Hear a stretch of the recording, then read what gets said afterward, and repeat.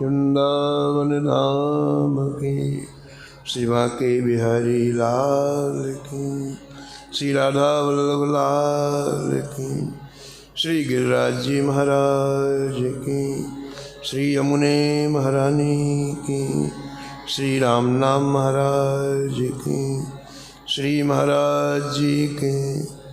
जय जय श्री राम।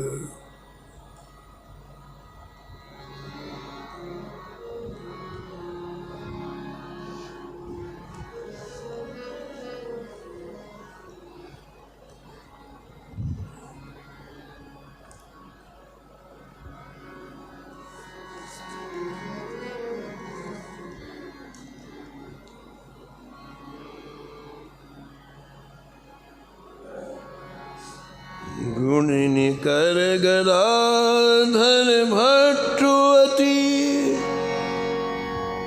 सब हिनको लागे सुखद।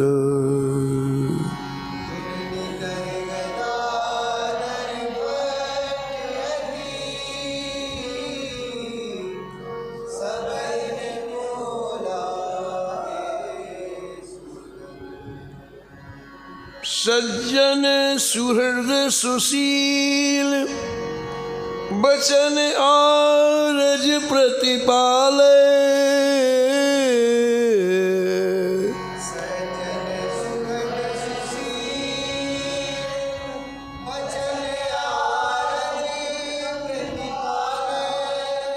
निर्मत्सर नियकाम, कृपा करुणा को आले।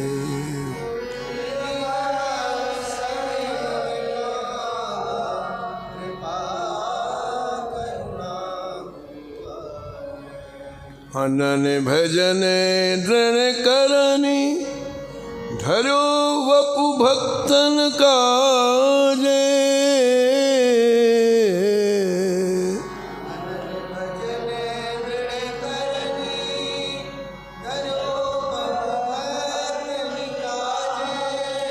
परम धर्म को सेतु, विदित वृंदावन गाजे।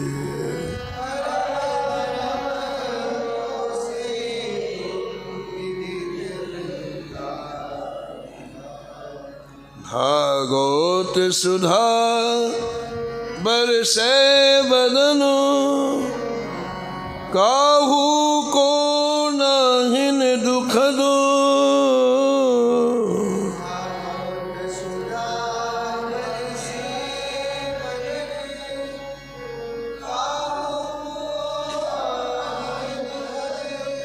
गुण निकर गदाधर भट्टवती, सब हिनको लागे सुखद।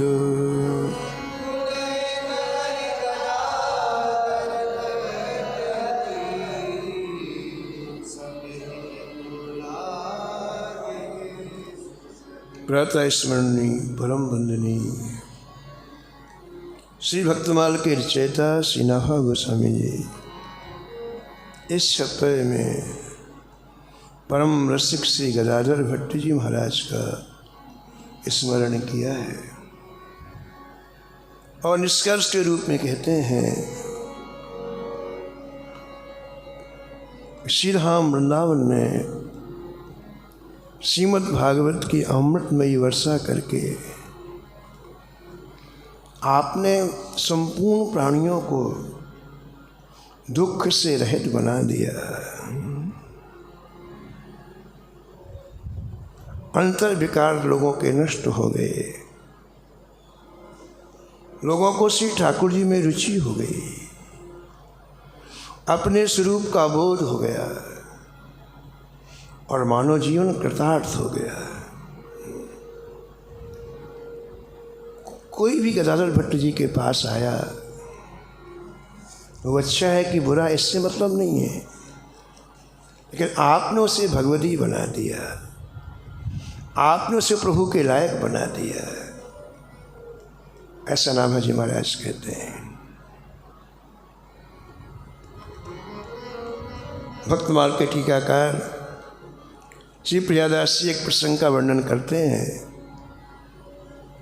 उन्हें केवल गृह जीवन में रहने वाले ही लोगों का नहीं, संतों का भी कल्याण किया।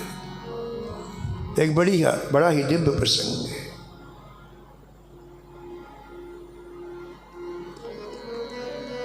रहे कहू देश में महंत आए कथा माजू,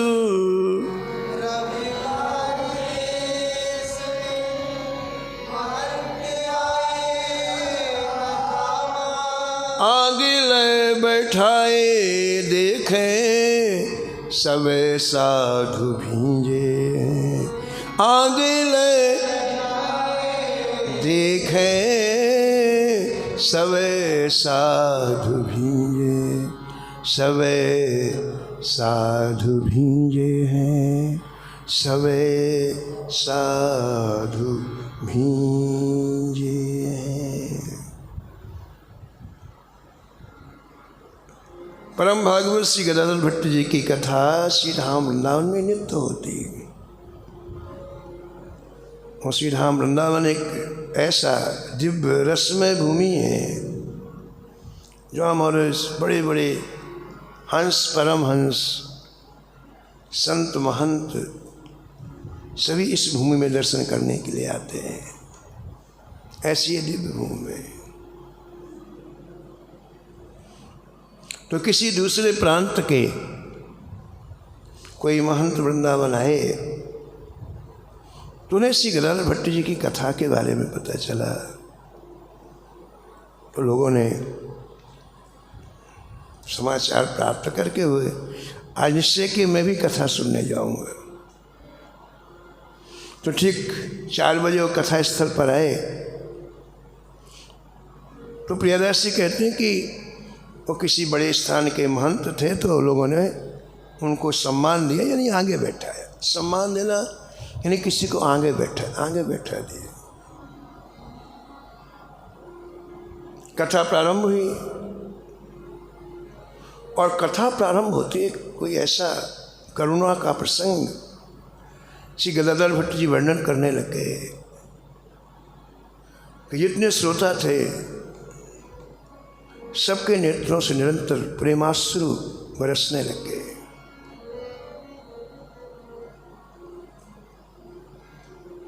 सबे साधु भींजे हैं, सबे साधु भींजे। कथा में आगे आगे संत बैठते पर पीछे गृह जीवन में जो है गृहस्थ जो भक्त हैं वो बैठते। और शुरू से ही वृंदावन में संतों का बाहुल्य रहा है। और उस समय तो संत वास्तव में भजन करते थे। ऐसे उनके 2 ही उद्देश्य थे, श्री ठाकुर जी की कथा श्रवण करना और उन कथाओं का चिंतन करते हुए भजन करना।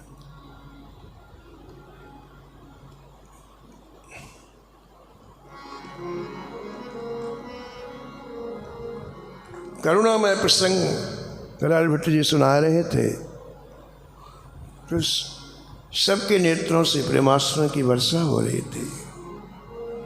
साधु भींजे मतलब सबका अंतःकरण गीला था।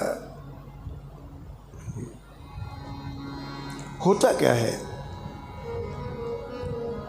कि जहाँ श्री ठाकुर जी की निर्मल कथाएं होती हैं, कथा सुनने के लिए सारे तीर्थ दौड़ करके आते हैं।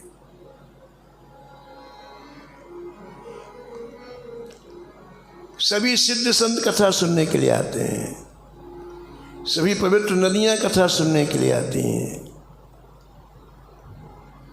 दौड़ लगाते हैं। और हमें दिखाई नहीं पड़ते लेकिन वो विराजमान होते हैं और कथा के एक एक अक्षर का आस्वादन करते हैं। तो कोई परम विभूति जब कथा में आ जाती है तो कथा का माहौल बदल जाता है, कथा वक्ता की शैली बदल जाती है। और वातावरण ऐसा अद्भुत बन जाता है कि लोग समाधिस्थ होकर कथा सुनते हैं। पूज्य महाराज जी मथुरा दास जी महाराज सुना रहे थे कि एक जगह नियमित कथा होती थी,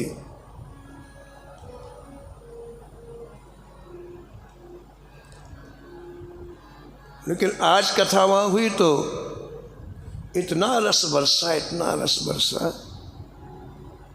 कि श्रोता और वक्ता दोनों डूब गए। और जब लोग कथा सुन के उठे तो सबके कपड़े निचोड़ने लायक हो गए। इतने प्रेमाश्रु गिरे कि बाल्टियों में कपड़े निचोड़ लो आप, उनको खुद पता नहीं। तो उसमें एक स्त्री श्रोता भी थी, युवा थी 17-18 वर्ष की। वो अपने गुरुजी के पास गई, कहा गुरुदेव मैं तो कथा सुनने रोज जाती हूँ, लेकिन आज बड़ी विचित्र बात हुई। ऐसा कोई श्रोता नहीं था जिसके कपड़े आंसुओं में गीले ना हुए हों। ऐसा क्यों हुआ? कथा तो हम लोग रोज सुनो।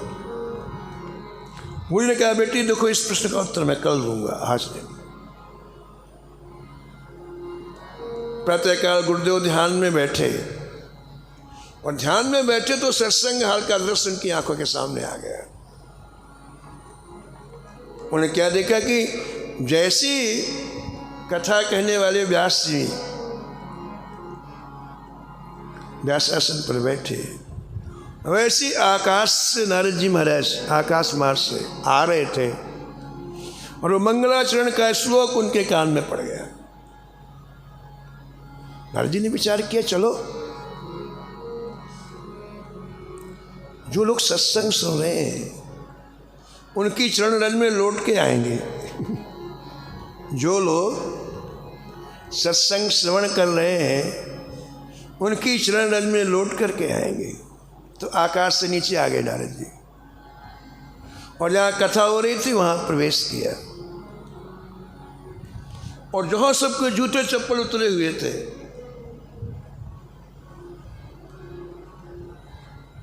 वहाँ आपने लोट लगाना प्रारंभ किया।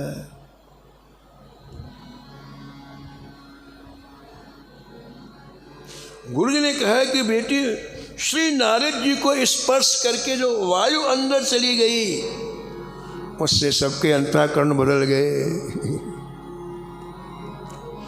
रसमय अंतःकरण हो गए। इससे महाराज कोई अपने आप को रोक नहीं पा रहा था।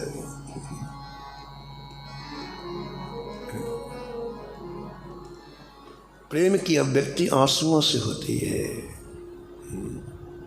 जो प्रेम हृदय में समाता नहीं है वो आंसुओं के माध्यम से बाहर आता है।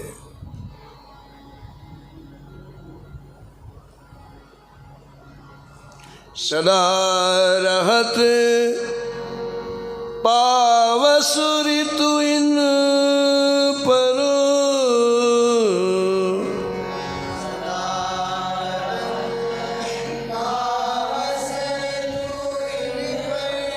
जब से श्याम सिधारे,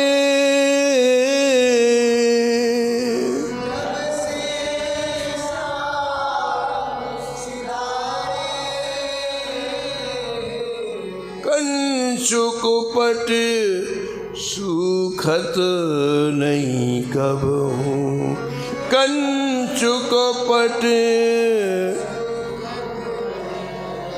और बीच बाहत पनारे, और बीच बाहत निस दिन बरसत नैन हमारे, निस दिन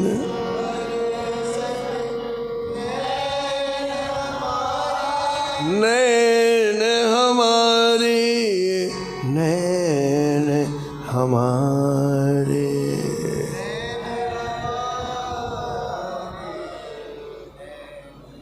तो कथा में वो महंत जी ने देखा कि अरे सबके झरझर आंसू निकल रहे हैं, एकमात्र मैं ही कथा में ऐसा हूं कि कथा का कोई प्रभाव मेरे हृदय में नहीं पड़ रहा है।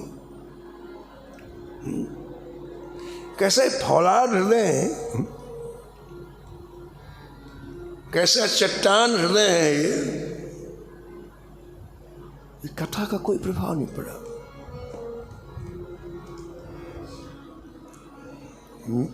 मेरे अश्रुपात क्यों ना होत सोच सोत परे, मेरे अश्रुपात क्यों ना, मेरे क्यों आंसू नहीं निकल रहे हैं।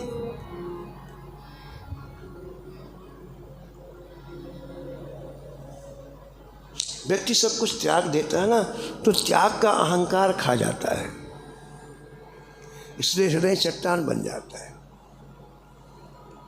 ये भी खतरनाक बीमारी है।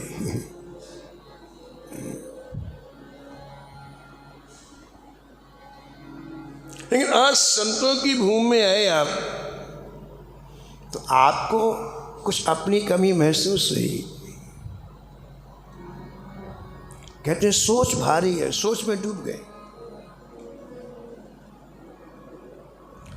जिस दिन कमी अपनी दिखलाई पड़ने लग जाए, समझना वो हमारा स्वर्णिम दिन है। और जिस दिन दूसरों की कमी दिखलाई पड़ने लग जाए, समझना बस अब पतन होने वाला है।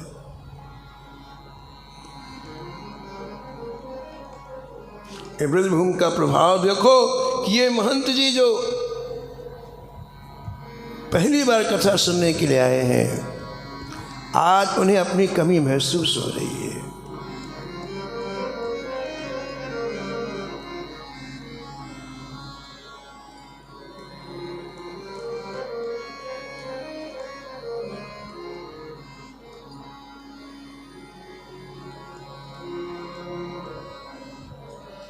हृदय की कठोरता के कारण नेत्र में आंसू नहीं आते हैं।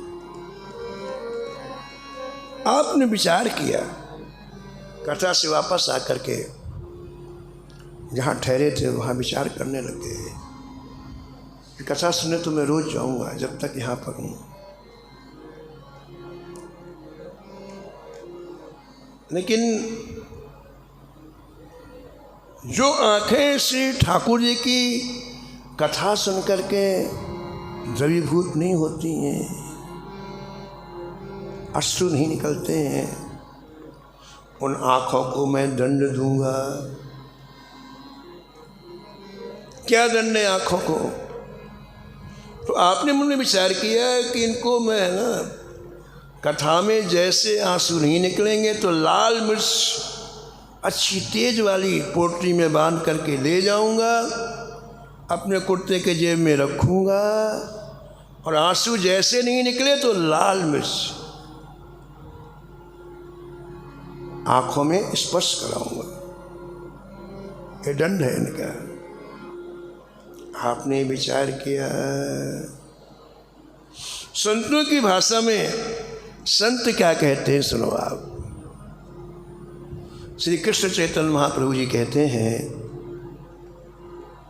एक बार श्री कृष्ण कहने के बाद, श्री चैतन्य चरितामृत में लिखा है, एक बार श्री कृष्ण कहने के बाद यदि आपके आँख से आंसू नहीं गिरते तो आपसे कोई न कोई अपराध बन रहा है।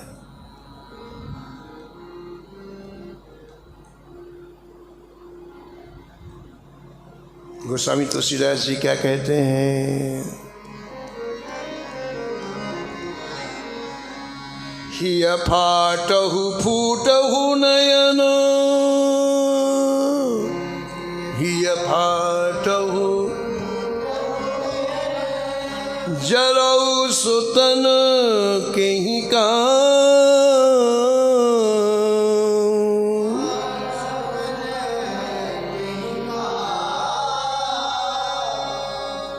द्रवहि स्रवहि पुल कहीं नहीं,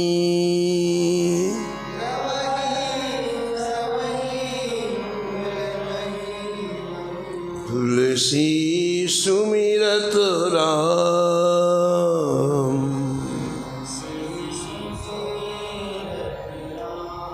तुलसी सुमिरत राम।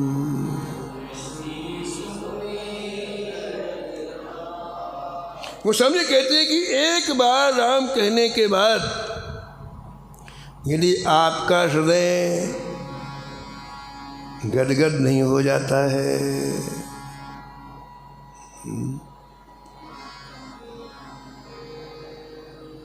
एक बार राम कहने पर यदि के आपके आँख से आंसू नहीं निकलते हैं, एक बार राम कहने से शरीर पुलकित नहीं होता है, रोमांच नहीं होता है, तो गोस्वामी जी कहते हैं कि ऐसे शरीर को आप सद्या नष्ट कर दो। किस काम का है शरीर? समाप्त कर दो, जला दो इसे। नाम लेकर ठाकुर जी का जो हृदय हमारे द्रवीभूत नहीं होता, उस हृदय को टुकड़े टुकड़े कर दो। जो आंखें प्रेमाश्रु नहीं गिराती उनको फोड़ दो, जरऊ सोतन के, और जो शरीर पुलक उसमें आग लगा दो।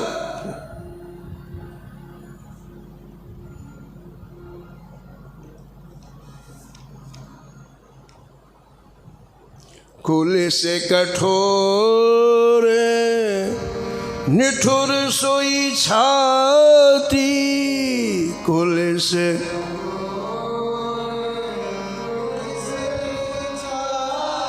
सुने हरि चरित न जो हर साथी,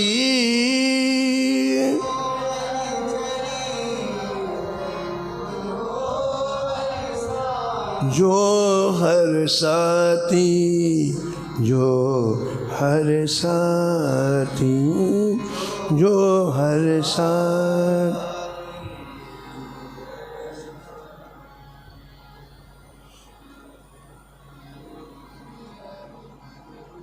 सायकालीन की कथा में शायद 15-20 वर्ष पहले की बात हो गई। श्री राम जी भाई सत्संग भवन में मीरा जी का चरित्र चल रहा था।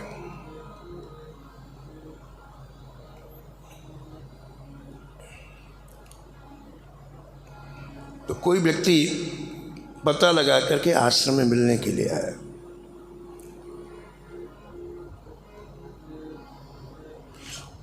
उसने अपना परिचय दिया कि महाराज मैं पंजाब में समाना मंडी में रहता हूँ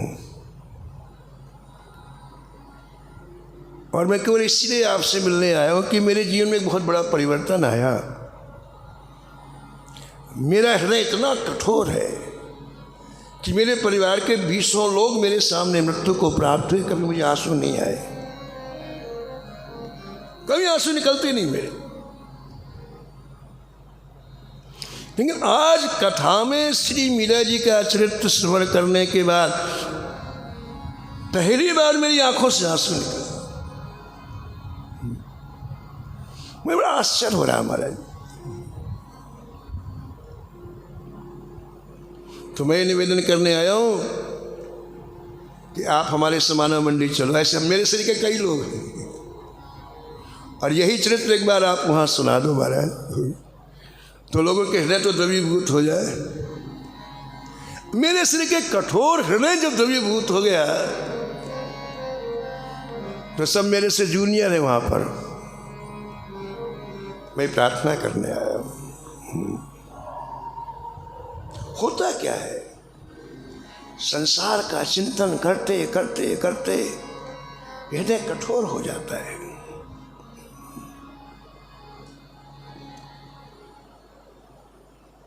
इस हृदय में ही तो भाव पुष्प खिलने हैं। यही सारी लीलाएं ठाकुर जी को करनी है। इसलिए इस हृदय को कैसा बनाना है? अत्यंत ही नरम सुंदर।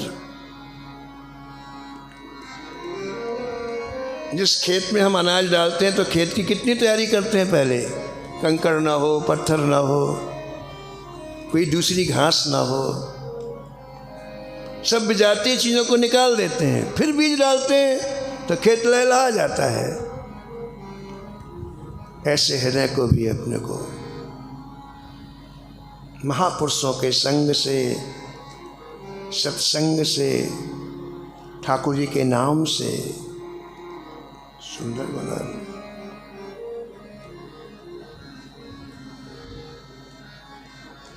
गोस्वामी जी विनय पत्रिका में लिखते हैं, प्रिय राम नाम ते जाहि न रामो, प्रिय राम नाम ते जाहि न रामो।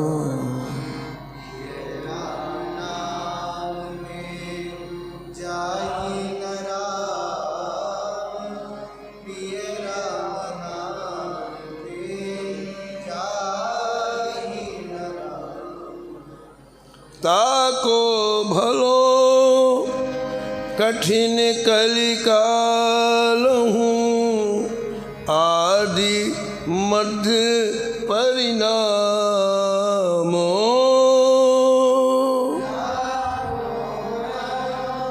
कठिन कलिकाल हूँ, आदि मध्य परिणाम। प्रिय राम नाम ते जाहि न राम, प्रिय राम नाम ते जाहि न राम।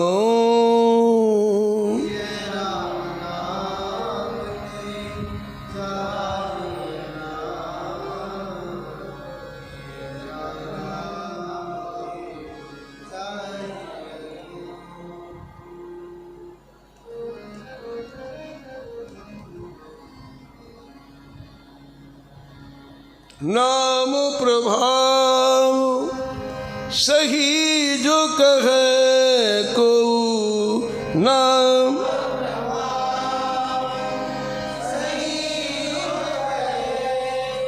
शिला सरोरुह जामो, शिला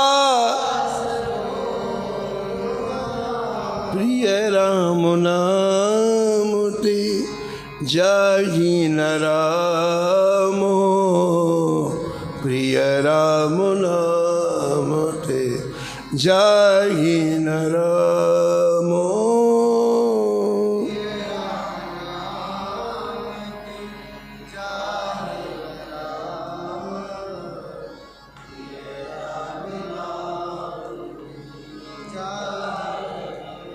विनय पत्रिका में गोस्वामी तुलसीदास जी कहते हैं कि जिसको नाम ठाकुर जी से भी ज़्यादा प्रिय है। अभी ठाकुर जी प्रकट हो जाएं, जानकी वल्लभ लाल जी, और हमसे कहें कि बताओ मैं चाहिए कि मेरा नाम चाहिए, तो हम कहें जैसे हमको नाम चाहिए, इतना प्रिय हो नाम। हमें क्या चाहिए? आपका नाम। तो जिन्हें इतना प्रिय नाम है, कहते वो नाम कितना प्रभाव डालता है कि चट्टान को देख के यदि वो नाम ले लें तो चट्टान इतनी नरम हो जाएगी कि कमल का पुष्प उसके अंदर खिलाएगा। कमल का पुष्प कहाँ रहता है? सरोवर में रहता है, जल में, जहाँ अत्यंत नरमाई होती है। लेकिन वो कठोर चट्टान पिघल जाएगी। उस नामी ऐसे नाम प्रेमी के द्वारा मात्र दृष्टि डालते ही वो चट्टान पिघल जाएगा और वहाँ कमल का पुष्प खिल जाएगा। एक पंक्ति में नाम का प्रभाव बताया गोस्वामी जी ने। इसका तात्पर्य हम सभी का हृदय चट्टान बन रहा है संसार का चिंतन करते करते। नाम महाराज ही सामर्थ्य हैं जो हृदय को भक्ति रूपी कमल खिलाने लायक बना देंगे। तो महाराज महंत जी ने विचार किया कि इन आँखों से आंसू नहीं गिरते, इसलिए मैं इनको मिर्च लगा के दंड दूंगा। तो कुर्ता पहनते थे महंत जी, जेब में महाराज पोटली रख ली अच्छी तेज लाल मिर्च की पिसवा करके। कथा में आए, रोज की भांत आज भी बैठे। आज भी जब करुण प्रसंग आया तो लोगों के जब झरझर आंसू गिरने लगे, इनके आंसू नहीं गिरे। मैंने कहा अभी बताता हूँ। वहाँ धीरे से हाथ डाला कुर्ते की जेब में, ऐसा ऊपर उतरी, उसके अंदर से लाए मिर्च और मारा 1 2 3, भयंकर लाल मिर्च की झाड़ जब आंखों में लगी, झरझर आंसू गिरने लग गए। लाल मिर्च का संयोग जब नेत्रों से हुआ तो झरझर आंसू गिरने लग गए। आधा घंटे के बाद फिर दूसरा प्रसंग आया, फिर नेत्रों से आंसू, फिर पोटली निकाली तो 2-3 बार पोटली निकाली तो पोटली खुल गई। खुल गई तो किसे पता चला? पड़ोसी को, जो पास में बैठता है वो देखता रहता है कि आगे वाला क्या करता है। उसको पता चल गया तो बोला तो कुछ नहीं, लेकिन देख लिया उसमें कि ये जेब से निकालते हैं, फिर कपड़े के अंदर से आंखों में लगाते हैं, फिर इनके आंसू निकलते हैं। इनके ओरिजिनल आंसू नहीं है, लाल मिर्च के आंसू है।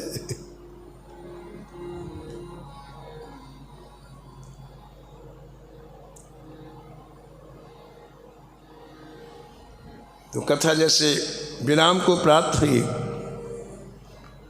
तो वो व्यक्ति महाराज सबसे पहला संदेश यही सुनाया गदाधर भट्ट, महाराज महाराज महाराज। वो तो आगे बैठता ना महंत, वो बड़ा दम्भी है, वो दम्भ करता है, उसके आंसू नहीं निकलते हैं। मैंने अपनी आंखों से देखा है, वो लाल मिर्च लगा करके आंसू निकालता है। अब देखो एक संत किसी चीज़ को संत कैसे ग्रहण करते हैं, एक साधारण व्यक्ति कैसे ग्रहण कर, इसने तो देख लिया और दोषारोपण कर दिया कि दम्भी है, ठीक है, लेकिन इसी चीज़ को संत कैसे लेते हैं? उसने जैसे बताया वैसे ही गदाधर भट्ट जी दौड़े उस व्यक्ति के पास, कहीं चला ना जाए। उसको साष्टांग प्रणाम किया, वक्ता श्रोता को साष्टांग प्रणाम किया और हृदय से लगा लिया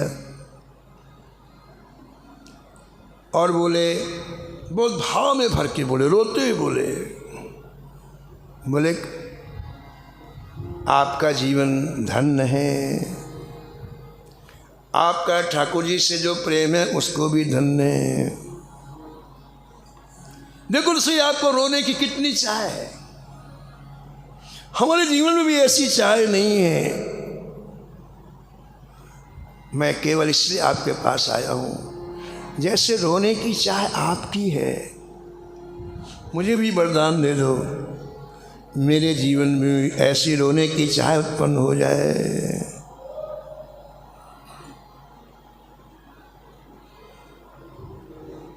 अभी तक तो मैंने संतों की वाणी सुनी, रसिकों के, उस वाणी में उन्होंने लिखा है, परसा हरि जस सुनत ही, परसा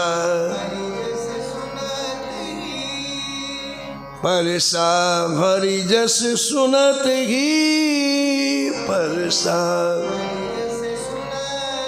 श्रवण न जल भर आँखों, श्रवण न जल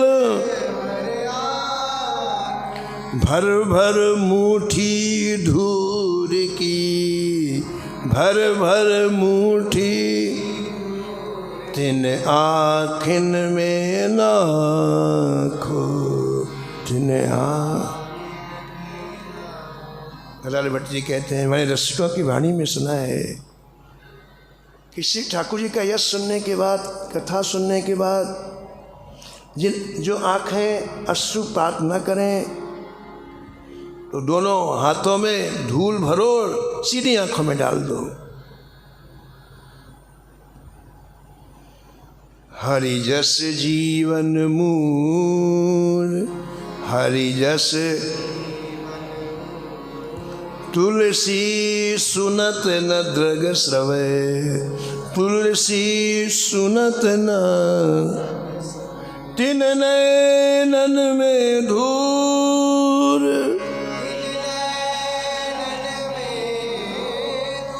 भर भर मुट्ठी में लिए,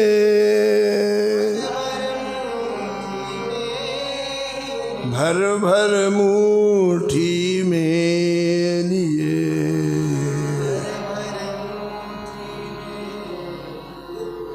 मैंने स्कूल की वाणी में सुना कि यदि ठाकुर जी की पवित्र कथा सुनने के बाद आंखों से आंसू ना आए तो उन्हें दंड देना चाहिए।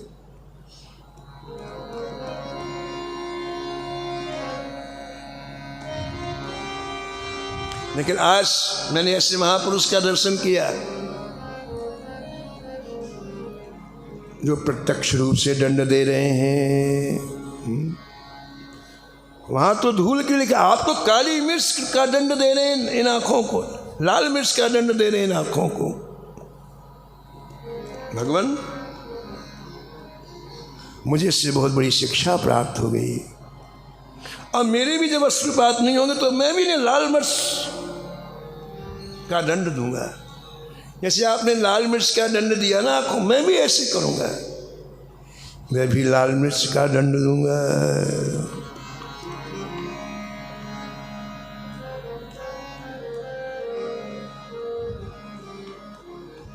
बिल्वमंगल जी वृंदावन आ रहे थे,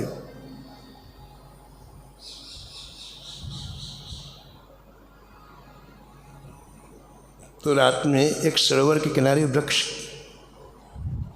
था, वहां खड़े होकर संकीर्तन कर रहे।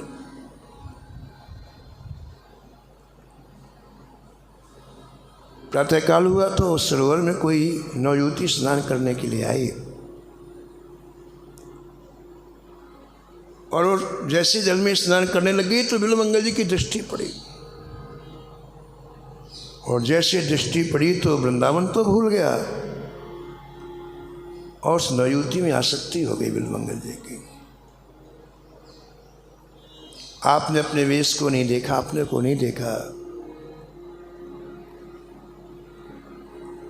वह स्नान करके जैसे निकली तो उसके पीछे पीछे चलने लग गए। अब वो घबराई, सुबह का समय और कोई था नहीं, वो तेजी से चली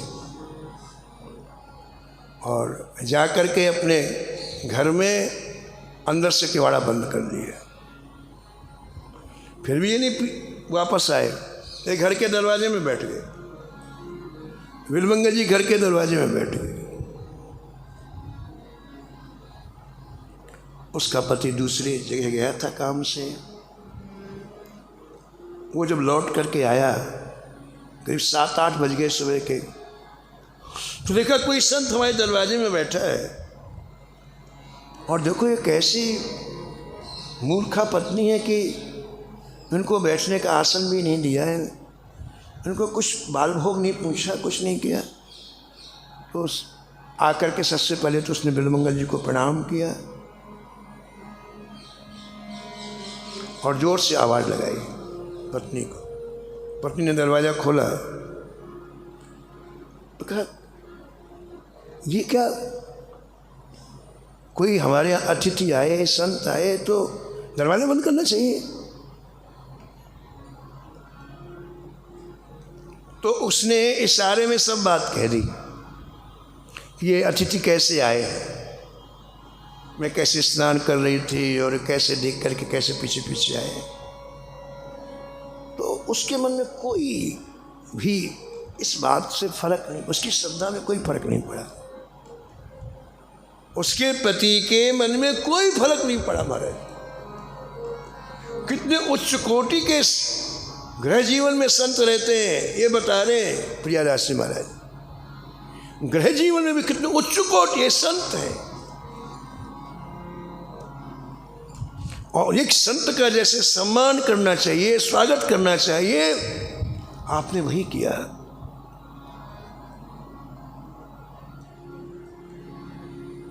स्नान करवाया, भोजन करवाया, सुंदर महाराज आराम करने लगे तो चरण दबाया।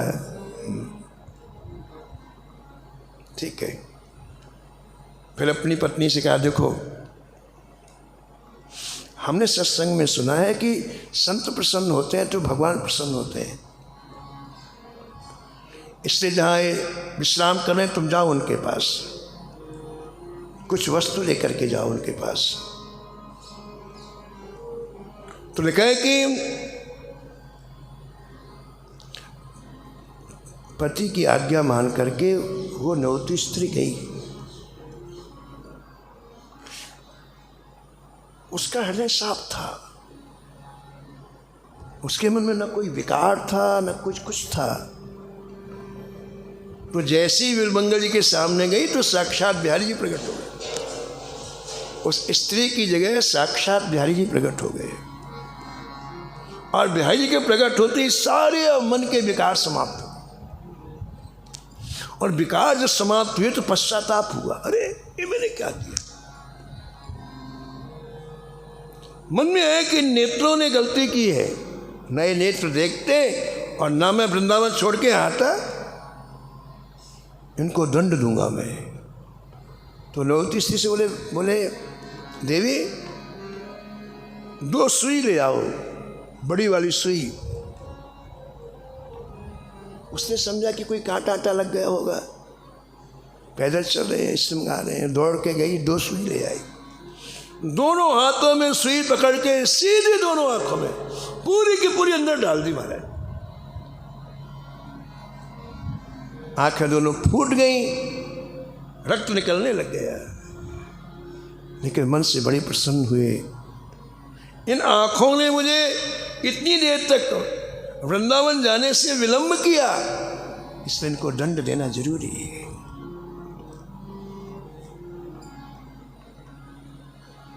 वो नौती का पति रोने लग गया, बोले महाराज ये क्या कर लिया आपने, हम आपकी कुछ सेवा भी नहीं कर पाए, इतना बड़ा अपराध कर दिया।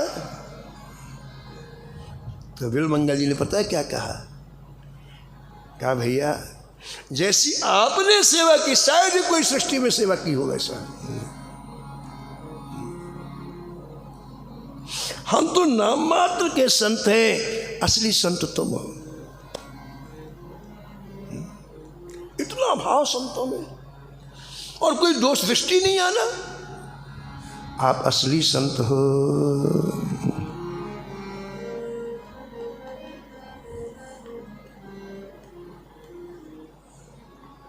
ऐसे गदाधर भट्ट जी कहते हैं भैया आपसे मुझे एक शिक्षा मिली कि भगवान की कथा सुनने के बाद यदि आंसू ना आए तो उन आंखों में सीधी लाल मिर्च डालो।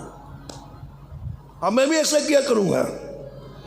और ऐसा कह करके आपने दोबारा गदाधर भट्ट जी को अपने हृदय से, गदाधर भट्ट जी ने उस महंत जी को हृदय से लगा लिया।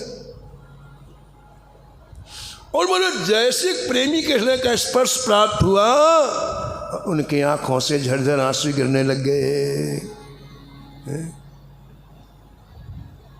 ऐसी चाय होए मेरे रोए के पुकार कही, ऐसी चाय होए चली जलधार नैन प्रेम आए धीजे ने, चली जलधार ने प्रेम आए धीजे हैं, प्रेम आए धीजे हैं, प्रेम आए धीजे हैं। और वास्तव में अभी तक जो महंत जी कहने हैं सुखा था वो सरस मात्र संत के स्पर्श से, संत की कृपा, संत के चाहने से। इसलिए गदाधर भट्ट जो गुण निकर गदाधर भट्ट का, उन गुण ही देखते लोगों में। सामने वाले संत ने तो उनमें दोष देखा, खाए दम भी है, लेकिन इन्होंने गुण देखा नहीं। कितनी अच्छी बात है कि जो आंखें अश्रु ना गिराएं उन्हें उनको में लाल मिर्च डाल देना चाहिए। इसलिए संतों के साथ से ही हमें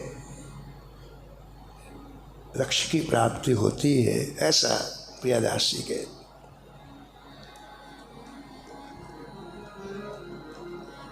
संतन के संग लागो रे तेरी अच्छी बनेगी, संतन के संग लाग रे तेरी अच्छी बनेगी।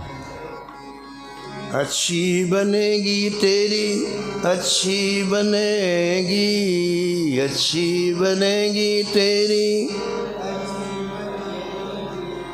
संतन के संग लागो रे, तेरी अच्छी बनेगी।